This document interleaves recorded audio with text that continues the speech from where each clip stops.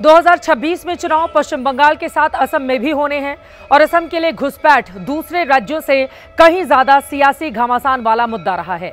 एक बार फिर यह घमासान वहां पर छिड़ गया है और इसकी वजह है मुख्यमंत्री हिमंता बिस्वा शर्मा का एक बड़ा बयान, और इस बयान में भी एक खास शब्द जिन्होंने घुसपैठियों के लिए इस्तेमाल किया।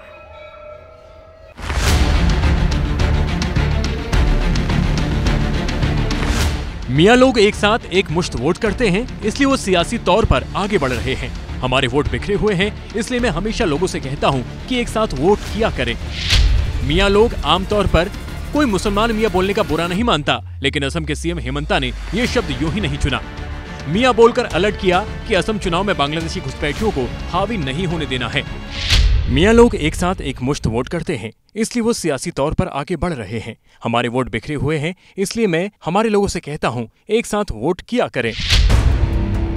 असम में घुसपैठिए हमेशा चुनावी मुद्दा रहे हैं और उन पर हिमंता के झन्नाटेदार बयानों से कोई अनजान भी नहीं है। अब जानिए मुस्लिमों को मियां बोलने का मैसेज क्या था। मियां शब्द असम में अब घुसपैठियों के पहचान का प्रतीक है। मियां असम में बांग्ला बोलने वाले मुस्लिमों को कहा जाता है। असम के लोग इन्हें बंगाली नहीं बांग्लादेशी के तौर पर देखते हैं। हाल के वर्षों में असमिया लोगों ने मियां शब्द को घुसपैठियों के खिलाफ बोलचाल का हिस्सा बना लिया है, लेकिन हिमंता के मुंह से मियां सुनकर विरोधी भड़क गए हैं। आसाम के मुख्यमंत्री की तो यह आदत हो गई है, बक रहा हूं जुनू में क्या क्या कुछ न समझे खुदा करे कोई।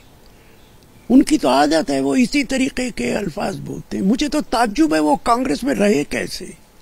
उन्होंने बचपन से आरएसएस क्यों नहीं ज्वाइन की थी। आप घुसपैठिए किस बेसिस पर बनाएंगे? जब भी सरकार घुसपैठियों की बात करती है तो कुछ उसमें नॉर्म बनते हैं।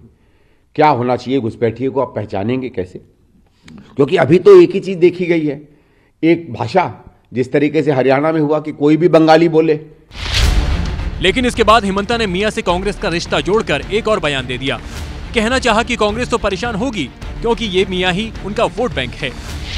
असम में कांग्रेस ज्यादा से ज्यादा 126 में से 22 सीटों पर अच्छी स्थिति में है, क्योंकि इन सीटों पर एक विशेष समुदाय की संख्या ज्यादा है। इन सीटों पर कांग्रेस में टिकटों की नीलामी जैसी स्थिति शुरू हो गई है। हिमंता के बयान पर बीजेपी ने कहा कि उन्होंने कुछ गलत नहीं कहा है, वही बताया है जो हालात घुसपैठियों ने असम के बना दिए हैं और जिससे आम असमिया जूझ रहे हैं।